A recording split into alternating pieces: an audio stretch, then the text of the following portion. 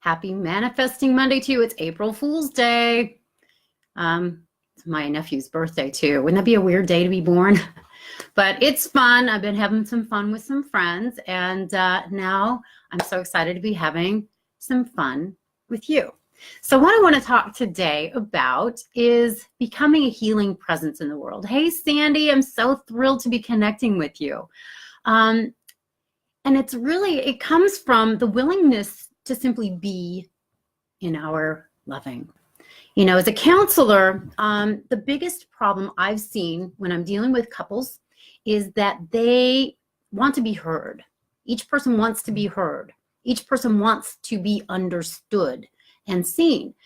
But in these cases, quite often, they're not as willing to settle back, sit, and listen with the intention to hear and understand without their own agenda, without trying to get a word in, without interrupting. So something that I like to teach people, and something I've had to learn myself, which hasn't been natural, is to let go of your own thoughts, to get out of your own mind, to settle into your own heart without an agenda. And this is not natural. We are thinking beings. We are doing beings. And we often have our own agenda and thoughts and ideas about what's right and how things should be. To be able to surrender that can take courage and practice and intention and the willingness to be vulnerable, again, which is not necessarily innate. So if you want to help people feel loved, simply listen. Simply get out of your mind, drop into your heart, and be present. It's a simple act, but it does take energy and patience. It's not inherent. It's about giving your thinking mind a break and just settling into the heart. It's a willingness to surrender what you think you know, and be available, fully available and present for another being. And you know, this was a really big and important lesson when I learned to become a counselor, and it was uncomfortable. It was not natural for me. When I went to school, the first two qualities they taught were heartfelt listening and seeing the loving essence. So for the first few counseling sessions that we did, as a counselor, we wouldn't even speak. We would focus on seeing the loving essence of this person and just be present. And it was so uncomfortable. It was so weird and unnatural. It felt to me almost like I was leaving my body, like I was getting dizzy. It's like their head would be looming in front of me in a very big way. And I'd be like, I felt really not grounded, not centered, because it was so weird. It was so unnatural. It was so different than anything I'd ever done before. And as I learned to listen more effectively, I realized in retrospect why none of my relationships had ever worked, because I wasn't willing to just be the presence of love and try to understand their perspective. My teachers explained it something like this. So say we're going to another planet. Imagine, if you will, going to another planet. Rather than going there and telling them all about yourself, don't you want to understand about what's going on this planet? Don't you want to take that opportunity to learn while you're there? So that's what it's like each time we meet a person. It's like going to another planet. So instead of trying to vomit on them and explain to them who you are and how it is to be you, imagine wanting to understand what it's like in their world. And as we do this, it's an interesting thing. As we become very present and available, as we settle into our hearts without agenda, it's almost like our energy has an effect and influence and impact on other people. And it's like they take a deep breath, they relax, because on some level, we're all psychically connected. And people tend to know, whether they consciously know or not, that they're being heard, that they are being deeply listened to. And it's a very, very healing presence. Quite often, and this happens when I'm in counseling sessions, it happens when I'm out having lunch with friends, it happens when I meet people for the first time at parties, I will settle in to listening. Yes, Penny, without an agenda is key. get out of your mind, get out of your way, give up your opinions, give up your desire to give advice or bestow wisdom. It really is just about clearing anything and everything that's going on in your own conscious reality. So again, as I have met people in counseling, as I've met people at classes, workshops, parties, in any way, if I just settle into my heart with the intention to listen, it's so interesting how often they start to share more and more about themselves. And quite often it will lead to them feeling emotional. Often tears will come up and they'll say, I don't even know why I'm crying. And on some level, well, I do know. And it's because I'm holding space for them. And that doesn't happen very often in our lives because it is not, again, an inherent quality for most people. I had to pay a lot of money. I had to go to school for a long time to learn this, to just simply learn to get out of my mind, get out of my way, and to be present in my loving and compassion without agenda. So another way that this really can serve us in our lives is with animals. Animals are the presence of love. You know, when I first met my horse, Samson, I saw him and I was just in awe of him. For whatever reason, he just struck a chord in my own soul that brought me to this space of reverence. And I walked up to him and I was told he was dangerous and that he was a bully and that he was a biter and unpredictable on these things. I didn't sense that, but I approached him and I told him, I said, I want to know who you are. I want to listen to you. I want to understand you. Hello, Pam. How are you, sweet thing? I want to know what you want. I want to know what would make you happy. And he lifted his head up and he looked right at me and then he set his muzzle on my face. It was like he kissed me. It's like on some level he understood that I wanted to hear him, that I wanted to understand him, that I wanted to be the presence of love with him without agenda. And I really, really believe that is why he has been this example of a miracle. The healing that has occurred by virtue of our friendship and our relationship has simply been about me desiring to know who he is and be the presence of love without agenda. I've worked with him on the ground and not even just worked with him, just been present with him, groomed him, loved him, listened to him. And it's like he's relaxed.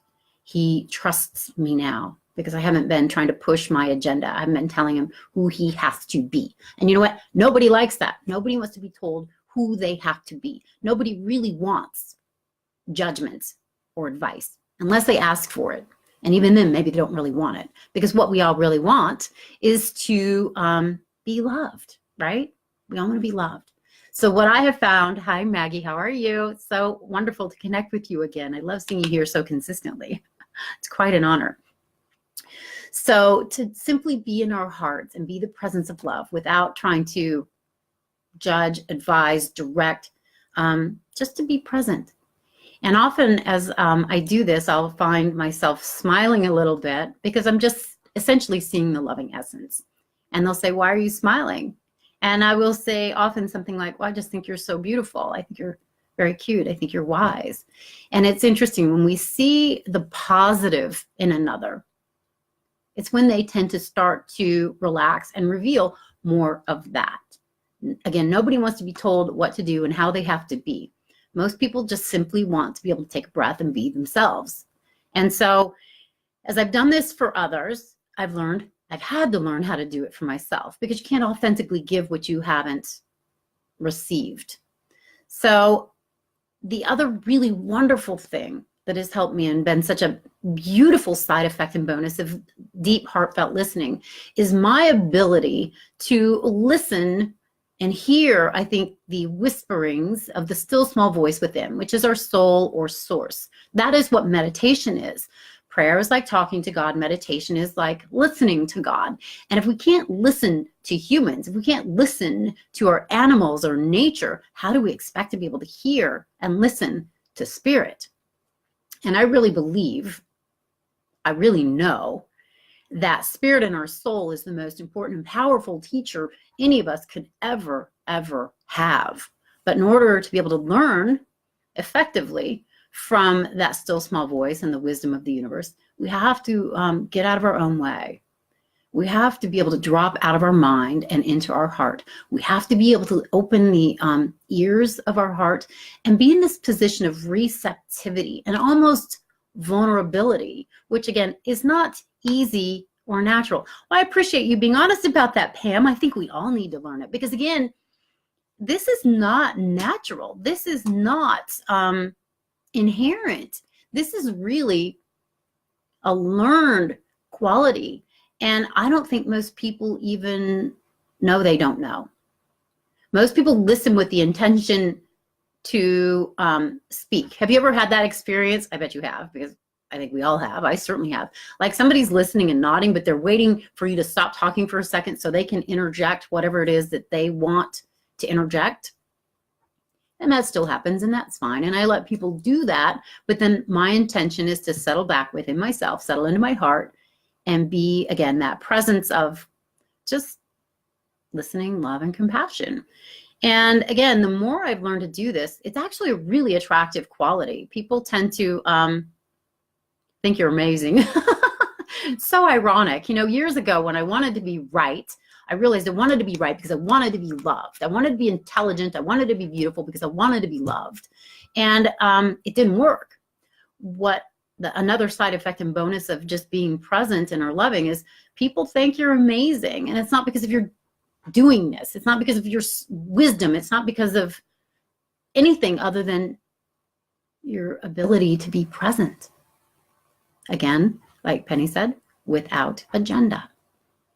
To be present, to be in your heart. And I really believe the journey of the hero is that transition from head to heart, from mind to soul. And the more we settle into our heart and soul, the more we can spend time there, the more we become, well, first of all, peaceful.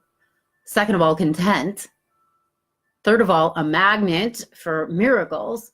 And again, people tend to love us. It's actually, when we get used to it, it's really effortless. But it takes practice. It takes, again, intention.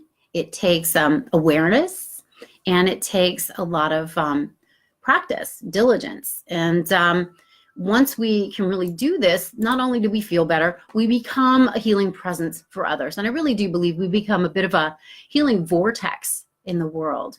You know, people often say they want peace in the world and they want love in the world. And I love Mahatma Gandhi's quote, "Be the change you want to see." So to become that peaceful, loving presence, to get out of your mind without agenda, to surrender your judgment or what you think you know about anyone or anything. Again, not natural, not necessarily easy, but once we get it, it creates such a sense of peace and relief in our lives. So, you know, intuitives or psychics, that's really, I think, what they're doing. It's going to another level of listening. So what I like to do beyond simply being the presence of love and listening is also asking open-ended questions to be able to say, "Oh, I really hear you. Can you tell me more?" Or take something they've said and then ask a question so that they can actually go deeper and deeper into their own experience. It's a really incredible way of creating this healing vortex, this healing presence. And it really is quite fulfilling and extraordinary. It creates connection. It creates relationship. It creates a dynamic of deep understanding of another. And I think everybody wants that. I mean, that's why we get married. That's why we have friends. That's why I think we have animals, because there is a deep desire for connection and love. But until we can learn to get out of our own way, until we can surrender what we think we know and the musings of our own mind and surrender our opinions and really let all of that go, we can't have true connection and relationship. Jesus's grace is matchless. And that's true. I mean, a lot of this has been so supportive in me going deeper in my own spiritual connection. Hey, George Frisbee, howdy to you, sweet thing. So to be able to create that open relationship so that we become a vessel and conduit for love and grace in the world. And that really comes from being in that posture of vulnerability, of openness, receptivity. It's really surrendering our fear to become a presence of love. And again, as I've done this, it's funny. People seem to think I'm awesome. I'm like, I'm not doing anything but being the presence of love. But there is nothing more priceless or important than that. And that it's also opened me up to a more authentic, congruent, healing relationship with that something greater, so that I can hopefully become more of a vessel or conduit for love and grace in the world. And the most important thing we can do, I think, is to take personal responsibility for our own healing, for our own expansion as conscious, loving beings in the world. I found it to be far more effective than running out there and being on the front lines trying to preach. It's just when I would say, God, what would you have me do? He would say, be. But what would you have me do? Be. Okay, great. Now, what would you have me do? Be the presence of love.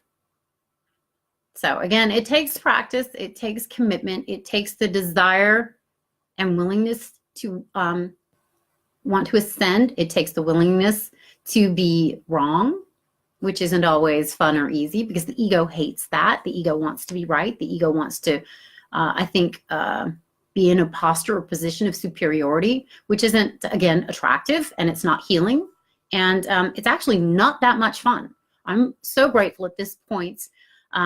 Yes, Penny, personal responsibility. I'm actually so grateful. I didn't get what I thought I wanted. I'm so grateful that I was brought to my knees and taught to be in this posture and position of openness and vulnerability. And because of this, I feel like so many gifts and so much grace has been bestowed upon me.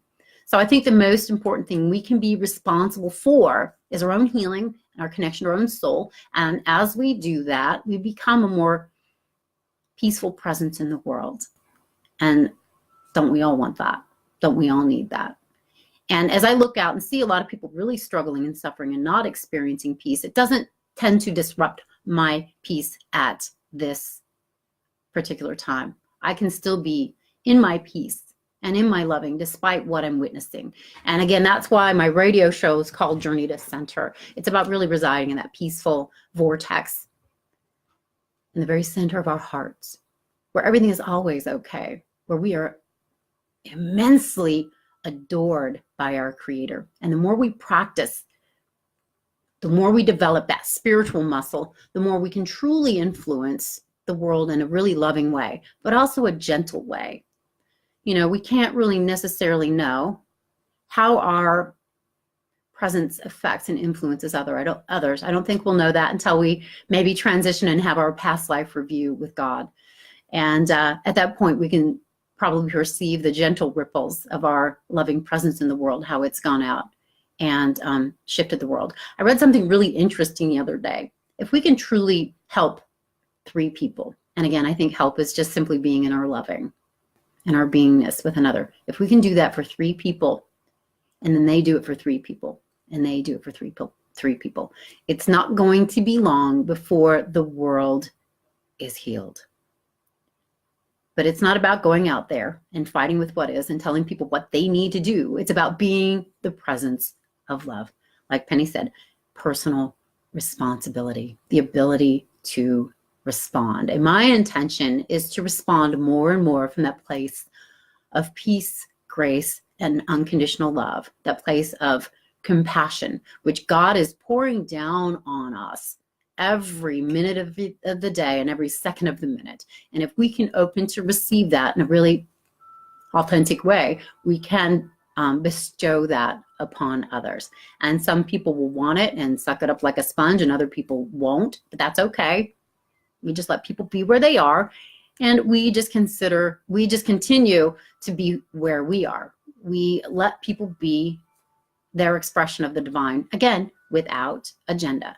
We just keep taking personal responsibility. We keep considering what we need to do to be the peaceful presence of love within and for ourselves, so we can be that with and for other people.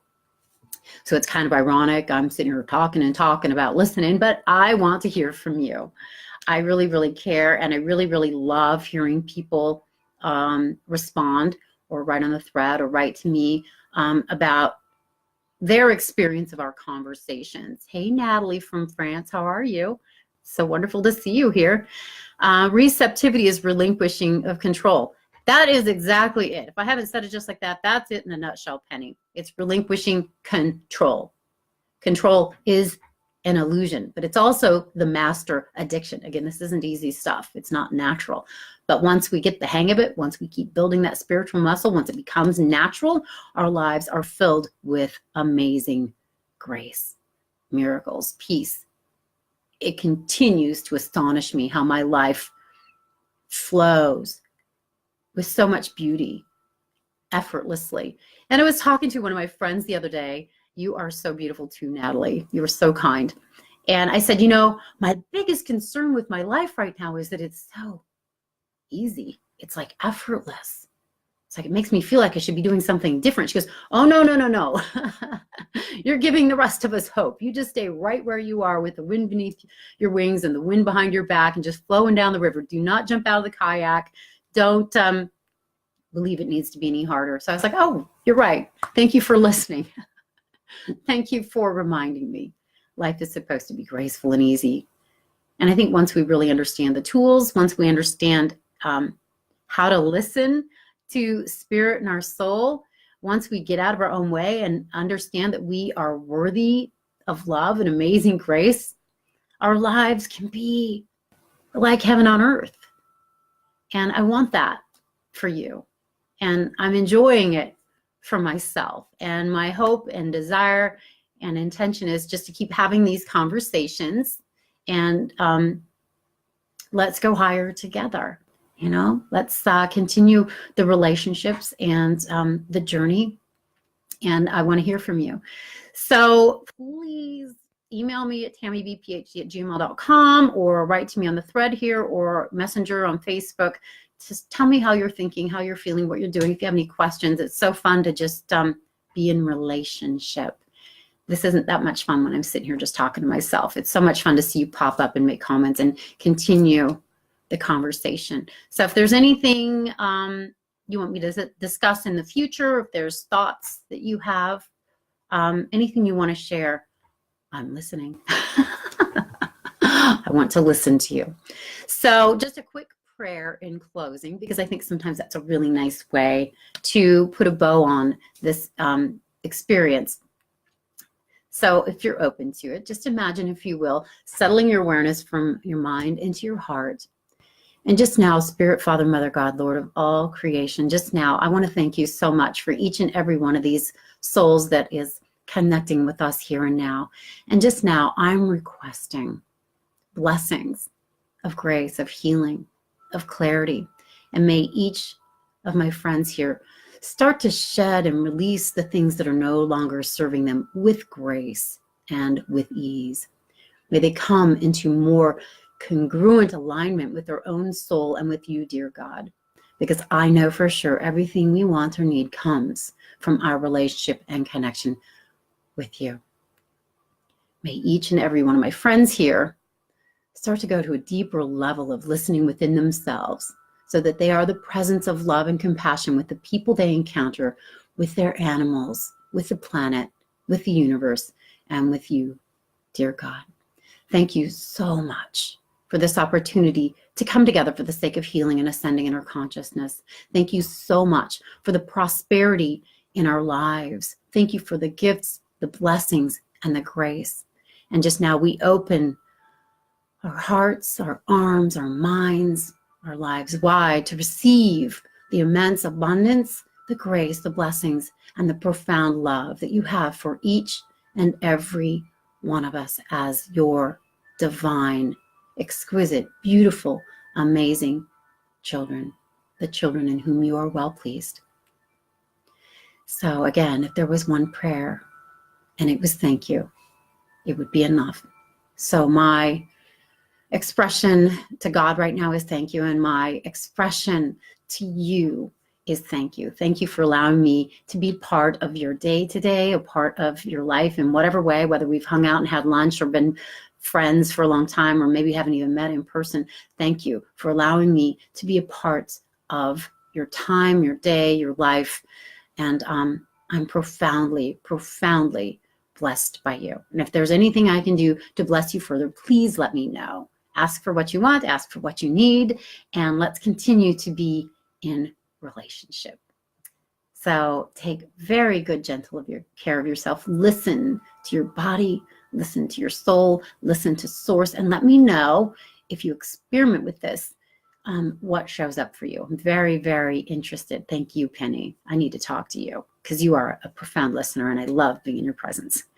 So thank you, Jaylene. I hope this supported and served you in some small way. That's my greatest hope, desire, prayer, and intention. So I love you guys. Thank you. Take good, gentle care of yourself. And let's connect again very soon through the thread, through our next Manifesting Monday, through an email, however you want to connect. Let's continue the journey. God bless you. Onward and upward. I love you. Bye for now.